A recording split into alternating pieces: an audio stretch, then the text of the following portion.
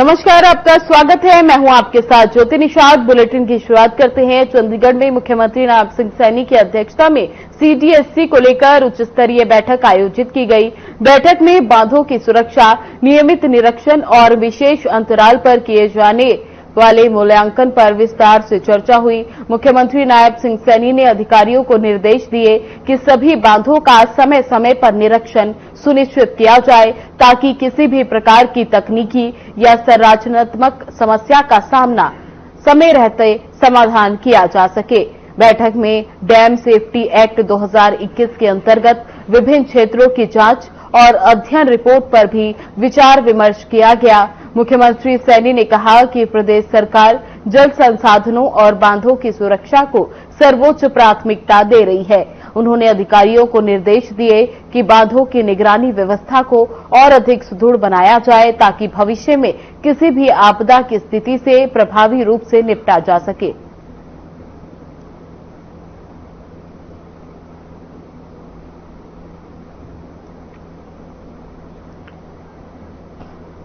हरियाणा में सैनी सरकार की लाडो लक्ष्मी योजना महिलाओं के लिए नई उम्मीद लेकर आई है।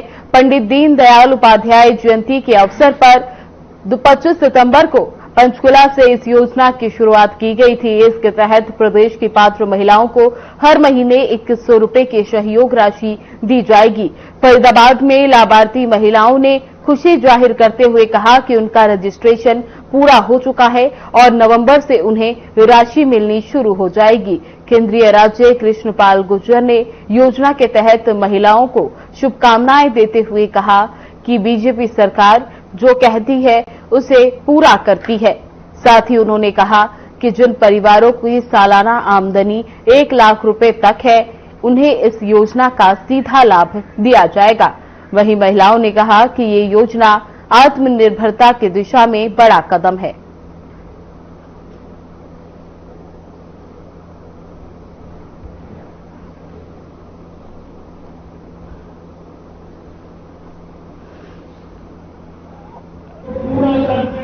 नाम सुरेंद्र कौर है।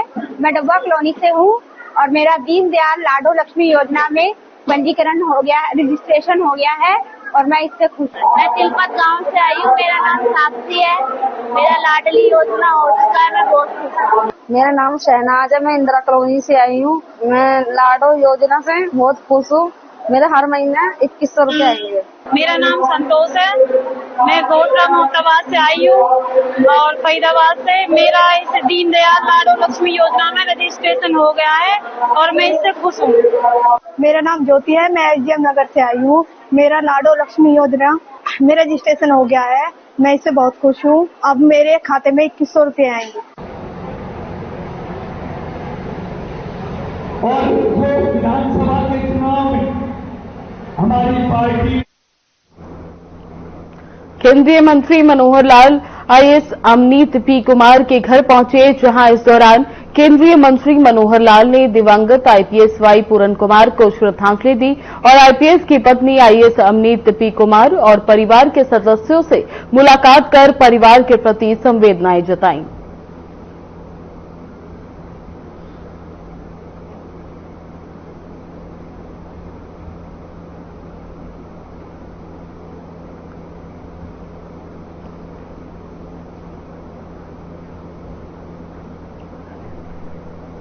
बड़ौदा के विधायक इंदुराज नरवाल ने जुलाना कस्बे के वार्ड 4 निवासी मृतक एएसआई संदीप लाठर के परिजन से मुलाकात कर उन्हें सांत्वना दी। जहां इस दौरान इंदुराज नरवाल ने कहा कि संदीप लाठर ने भ्रष्टाचार के खिलाफ शहादत दी है और उन्होंने सरकार से मामले की उच्च स्तरीय जांच की मांग की है। उन्होंने कहा कि जांच किसी सेटिंग जज से कराई जाए ताकि ये सुनिश्चित हो सके कि दोषी बचे नहीं और निर्दोष फंसे नहीं।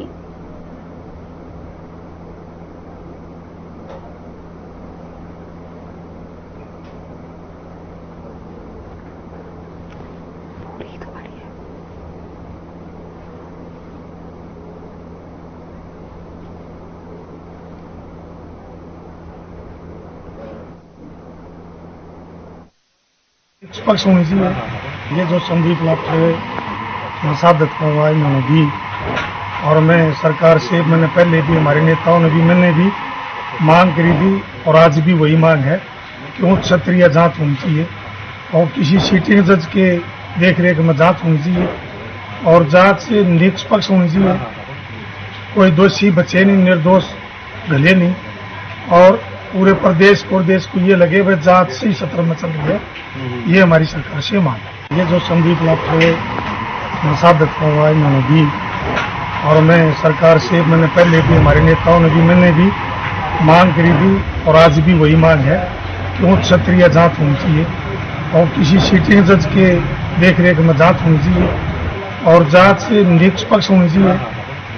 कोई दोषी बचे नहीं, निर्दोष गले नहीं और पूरे प्रदेश को ये लगे भाई जांच सही सत्र में चल रही है। ये हमारी सरकार से मांग है। ये जो संदीप लाठौर निषादत हुआ इन्होंने भी, और मैं सरकार से मैंने पहले भी, हमारे नेताओं ने भी, मैंने भी मांग करी थी और आज भी वही मांग है कि उच्च स्तरीय जांच होनी चाहिए। पंजाब के पूर्व डीजीपी मोहम्मद मुस्तफा के बेटे अखिल अख्तर की मौत के मामले में पुलिस ने मुस्तफा परिवार को जांच में शामिल होने के लिए बुलाया, जिस पर एसआईटी के प्रमुख एसीपी विक्रम नेहरा ने बताया कि अखिल की मौत के कारण का पता लगाना जांच की प्राथमिकता है और इस मामले में उसकी मेडिकल हिस्ट्री भी जांच की जाएगी। साथ ही उन्होंने ये भी कहा कि दोनों वीडियो को देखने से ये पारिवारिक विवाद जरूर लग रहा है, लेकिन जांच की जाएगी। साथ ही अखिल अख्तर की मौत मामले में जुड़ी हुई तमाम चीजों को कब्जे में लेकर जांच की जाएगी।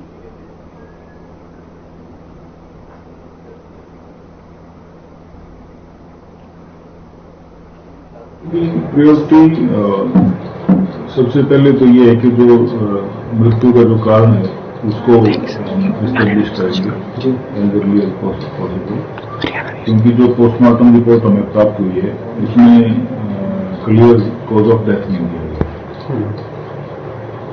सबसे पहले हमारी एसआईटी की ये प्राथमिकता रहेगी कि जो तथ्य हमारे सामने हैं, मेडिकल रिपोर्ट्स हैं, उनको जो अभी जो जांच होनी है मेडिकली, उनकी रिपोर्ट प्राप्त करके इसका मृत्यु का कारण हम एस्टेब्लिश करें और फिर उसके बाद साथ साथ हम ये भी जांच करें कि क्या हालात रहे, किन हालात में जो है मृतक जो अखिल उसकी मृत्यु हुई।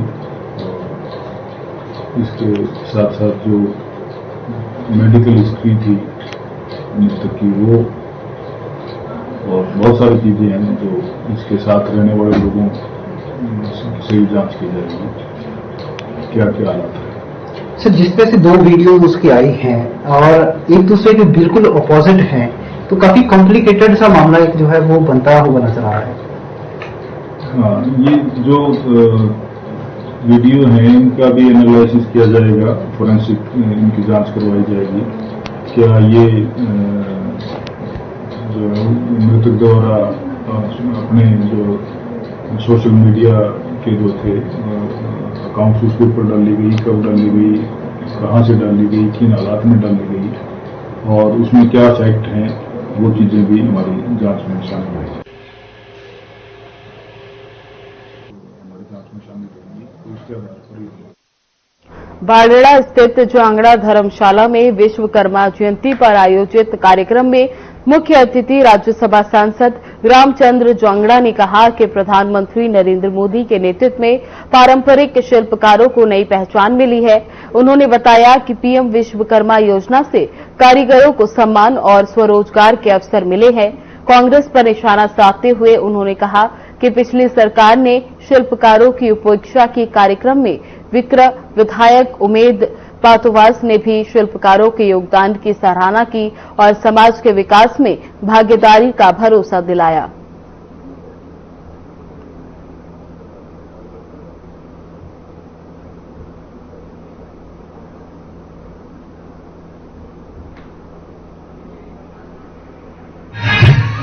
इससे अगले ही दिन भगवान विश्वकर्मा पूजा दिवस होता है। इस दिन सब लोग अपने औजारों की पूजा करते हैं, छुट्टी रखते हैं सब वर्कशॉपों वाले।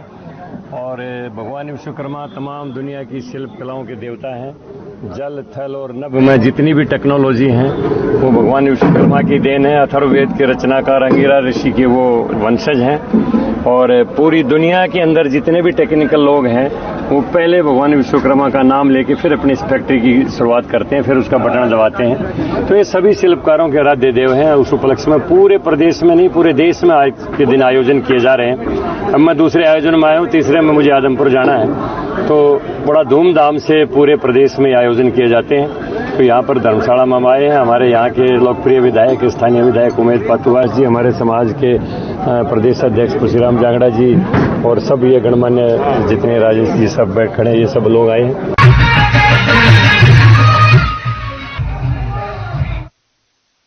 फरीदाबाद में राष्ट्रीय राजमार्ग 19 पर स्थित महाभारत कालीन प्राचीन शिव मंदिर में गोवर्धन महोत्सव को बड़े ही धूमधाम से मनाया गया, जहां इस अवसर पर प्राचीन शिव मंदिर में महिला भक्तों ने भजन कीर्तन का भव्य रूप से आयोजन किया। तो वहीं मौके पर मंदिर के कार्यकर्ताओं और मंदिर में आए भक्तों ने बड़े ही श्रद्धा भाव से भंडारे का आयोजन किया, जिसमें भक्तों ने बढ़ चढ़कर हिस्सा लिया। तो वहीं इस आयोजन के बारे में और जानकारी देते हुए मंदिर के मुख्य पुजारी ने बताया कि इस पर्व का महत्व प्राचीन काल से चला आ रहा है, जिसके साथ भक्तों की आस्था जुड़ गई है।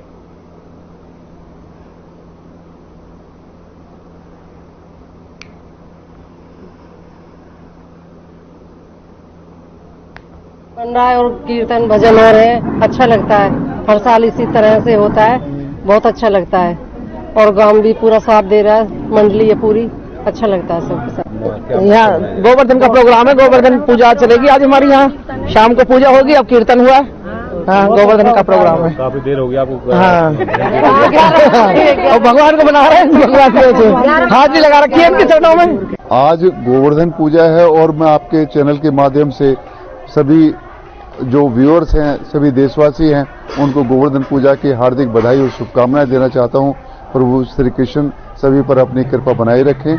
आज गोवर्धन पूजा है और इसी के उपलक्ष्य में यहाँ पर भजन कीर्तन का आयोजन हो रहा है। बहुत सारे भक्तजन यहाँ पर भजन कीर्तन में लगे हुए हैं और आज यहाँ पर भंडारा रखा है, जो अन्नकूट का भंडारा होता है। भगवान श्री कृष्ण के समय से जो चला आ रहा है वो भंडारा, अन्नकूट का भंडारा प्रतिवर्ष होता है। आज वही भंडारे का आयोजन यहाँ पर किया जा रहा है। सभी आज गोवर्धन की पूजा का प्रोग्राम है आज मंदिर पर, और ये पर्व काफी प्राचीन टाइम से मनाया जा रहा है। बताते हैं कि जब से मंदिर है, जब से ये प्रोग्राम चल रहा है यहाँ पर, और हम आज अन्नकूट का प्रसाद का वितरण कर देंगे। इसमें कड़ी चावल है और गोवर्धन की पूजा भी है। अभी लेडीज कीर्तन भी चल रहा है पीछे। देखो, भक्तों की तो मान्यता अपनी अपनी है सबकी, कोई कैसे क्या मांग रहा है, बट यहाँ काफी भक्त लोग आते हैं। हम देख रहे हैं कि हजारों की तादाद में भक्त आते हैं हर रोज। यहाँ मैं सुबह जैसे पूजा करने आता हूँ तो सैकड़ों की तादाद में पब्लिक खड़ी होती है यहाँ पर। आज हम भगवान की गोवर्धन पूजा करेंगे। ये गोवर्धन पूजा कब से मनाई जाती है और क्यों मनाई जाती है, मैं आपको बताता हूँ। जब ब्रज में भगवान ने जन्म लिया तो वहाँ पर इंद्र की पूजा होती थी, लेकिन इंद्र के मन में बड़ा ही अभिमान था कि सब मेरी पूजा करते हैं, तो उसके मन में बड़ा अभिमान था। उसके अभिमान को दूर करने के लिए भगवान ने, जब ब्रज में माँ यशोदा मैया इंद्र भगवान की पूजा के लिए सभी पकवान बना रही थी, सभी 56 प्रकार के भोग बना रही थी, तो कृष्ण भगवान ने माँ यशोदा से पूछा कि मैया आज ये किस लिए बना रहे हो, इसमें से कुछ खाने के लिए मुझे भी दे दो। तो मैया बोली नहीं नहीं बेटा, थोड़ी देर बाद दूंगी, अभी जय जय का भोग लगा करके तब आपको दूंगी। कि माँ ये जय जय कौन है, मुझे बताएं। तो माँ बोली कि हम सब इंद्र भगवान हमको वर्षा देते हैं, तो हम उनकी पूजा के लिए यह सभी पकवान बना रहे हैं, उनका भोग लगाएंगे, उसके बाद में तू पाना। देखिए, ये हमारा सबसे प्राचीन मंदिर है जो सेक्टर 15A में लगता है, और यहाँ पे बड़े हर्षोल्लास के साथ सारे त्योहार मनाए जाते हैं। ये एक अन्नकूट का विशेष महत्व है हमारे समाज के अंदर, और ये भी बहुत बड़े हर्षोल्लास के साथ मनाया जाता है। यहाँ पे भगवान श्री कृष्ण के उपलक्ष्य में ये अन्नकूट किया जाता है, और इसमें परंपरा ये है कि हम लोग कड़ी चावल और 56 भोग का, हम एक प्रकार का भोग भगवान को लगाते हैं और उसका दान हम विधि पूर्वक करते हैं। आज गोवर्धन का जो पर्व है वो मनाया जा रहा है और जब से इस मंदिर की स्थापना हुई है तब से यहाँ पे ये पर्व मनाया जाता है। आज के दिन एक अन्नकूट का प्रसाद बनाया जाता है, जो अन्नकूट का प्रसाद है वो बांटा जाता है और जो यहाँ पे अब जो अभी कीर्तन मंडली भी है अंदर, जो कीर्तन जिन्होंने कीर्तन कर दिया और यहाँ लाखों भक्तों का डेली का मतलब हजारों 2000 3000 को गिनती ही नहीं है, मतलब आना जाना लगा ही रहता है यहाँ पे।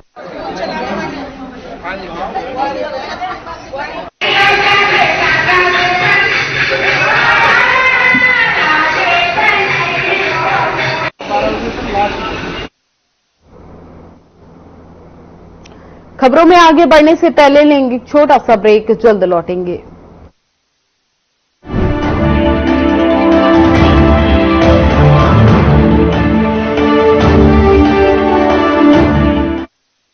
कुछ लोग खाते पीते तो बहुत बढ़िया हैं, पर फिर भी उनकी सेहत नहीं बनती। पिचके हुए गाल हैं, हड्डियां निकली हुई हैं, पैंटें ढीली हैं, कपड़े जचते नहीं, कोई पर्सनैलिटी नहीं। ऐसे लगता है इधर से खाए जा रहे हैं उधर से निकले जा रहा है, क्योंकि उनका पाचन तंत्र खराब है। और जब तक के पाचन तंत्र दुरुस्त नहीं होगा, वो जितना मर्जी अच्छे से अच्छा खा ले, उनकी सेहत नहीं बन सकती। इसलिए हमारी संस्था सन्यासी आयुर्वेदा ने एक ऐसी दवा का निर्माण किया है जो कि आपके लिवर को, आपके पाचन तंत्र को दुरुस्त करने का काम करती है, ताकि आप जो भी खाएं उसका पूरे का पूरा निचोड़ आपके शरीर को लगे, आपकी भूख बढ़े, खाया पिया सही से लगे, नया खून बने, हड्डियों में जान आए, वजन बढ़े और आप मोटे तगड़े खूबसूरत पर्सनैलिटी के मालिक बन जाएं।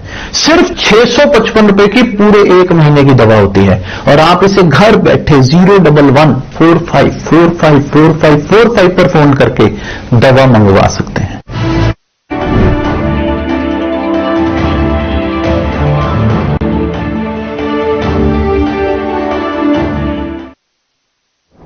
ब्रेक के बाद एक बार फिर से आप सभी का स्वागत है। खबरों में आगे बढ़ेंगे। इस बार दिवाली पर ग्रेड पटाखों की आड़ में दूसरे बारूदी पटाखे देर रात तक जमकर फोड़े गए, जिसके चलते फरीदाबाद शहर का प्रदूषण खतरनाक स्तर पर देखा गया और दीपावली के अगले ही दिन लोगों को सूर्य तक के दर्शन नहीं हुए। जिस पर और जानकारी देते हुए डॉक्टर मुकुल गोस्वामी ने बताया कि दिवाली के चलते प्रदूषण के कारण बच्चों और बुजुर्गों को भारी परेशानियों का सामना करना पड़ रहा है और उनके पास प्रदूषण से पीड़ित मरीजों की भारी भीड़ लग गई है।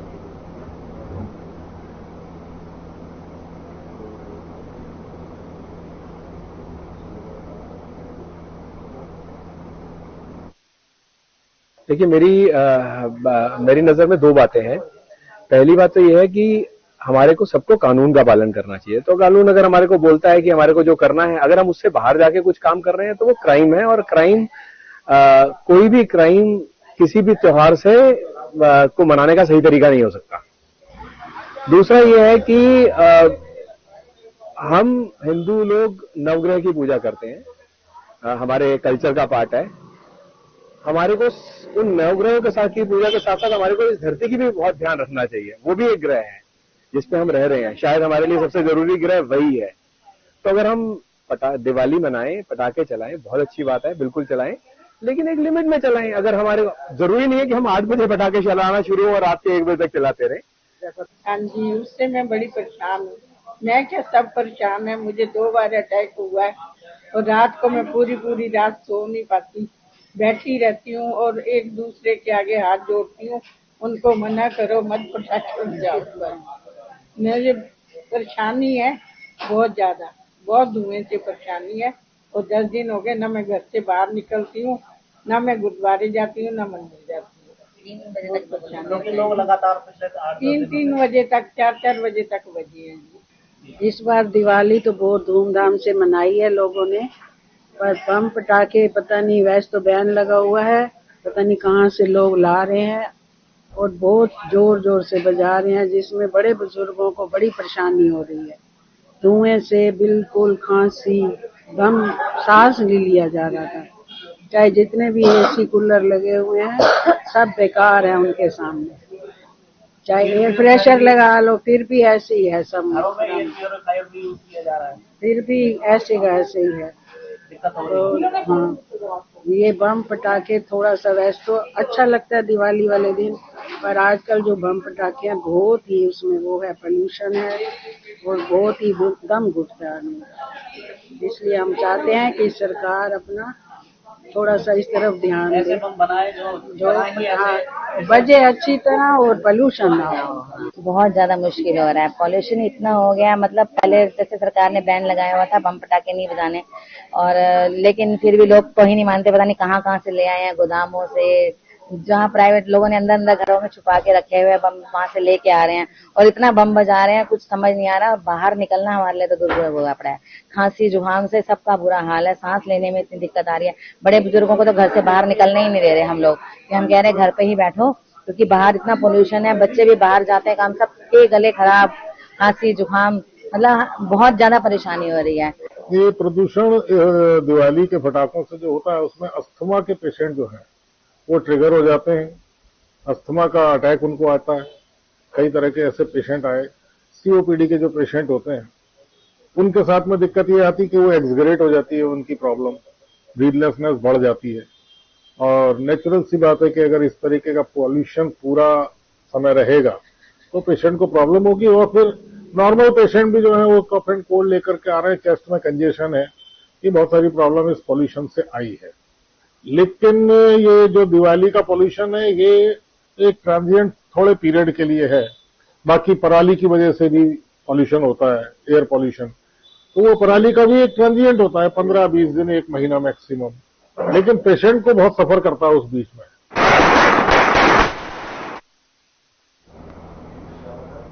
करनाल के रामनगर इलाके में गुब्बारे भरने वाली गैस का सिलेंडर अचानक ब्लास्ट हो गया। धमाका इतना जोरदार था कि आसपास के घरों और गाड़ियों के शीशे चटक गए, वहीं घरों के दरवाजे भी टूट गए। हादसे के वक्त गली में कम लोग मौजूद थे, जिससे बड़ा हादसा टल गया। बताया जा रहा है कि 3 सिलेंडर गली में पड़े थे, जिनमें से एक में विस्फोट हुआ। स्थानीय लोगों ने बताया कि धमाके की आवाज दूर दूर तक सुनाई दी और लोग डरकर घरों से बाहर निकल आए। गनीमत रही कि आग नहीं लगी और किसी की जान का नुकसान नहीं हुआ, लेकिन संपत्ति को भारी क्षति पहुंची है। हादसे के बाद पुलिस मौके पर पहुंची और जांच शुरू कर दी। लोगों ने प्रशासन से मांग की है कि रिहायशी इलाके में इस तरह की गैस भराने की गतिविधियों पर तुरंत रोक लगाई जाए।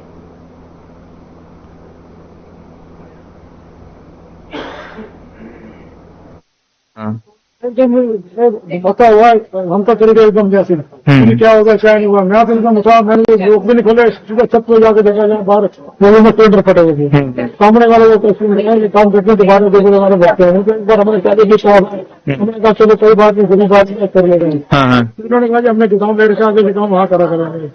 आज ये काम हो गया जी, सुबह सुबह ये काम हो गई, बचाव हो गया जान माल का। बाकी दूसरा नुकसान हुआ क्योंकि घरों का शीशे टूटे हैं, दरवाजे टूटे हैं, नुकसान हुआ। कारों के भी टूटे हैं शीशे, कारों के शीशे टूटे हैं, पड़ोसियों के घरों के शीशे टूटे हैं। ये सीधा जान माल का नुकसान मिल गया। बाकी सारा शीशा टूट गया। ये परमात्मा का ये शुक्र मनाते कि हमारे बच्चे बच गए। सुबह 7 बजे का टाइम था, एकदम उठ के बाहर गए। हमने सोचा पता नहीं क्या हो गया, सारा शीशा अंदर, ये शीशा है, ये ग्रिल लगी है, तब जाके बचाव हो गया। नहीं तो हम तो शीशे के पास ही सोए लोग हैं। मैं यहाँ पे हॉस्पिटल में थी, पहले भी एक बार बता रहे हैं, गली वाले पहले भी हुआ हूँ।